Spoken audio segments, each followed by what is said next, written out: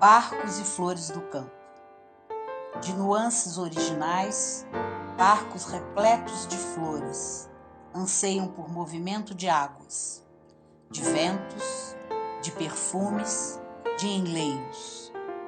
Barcos, vozes, sonhos, noites certezas, noites seguranças, madrugadas poéticas, sopros de ar dos céus, mãos segurando rostos, ora em nascente, ora em foz.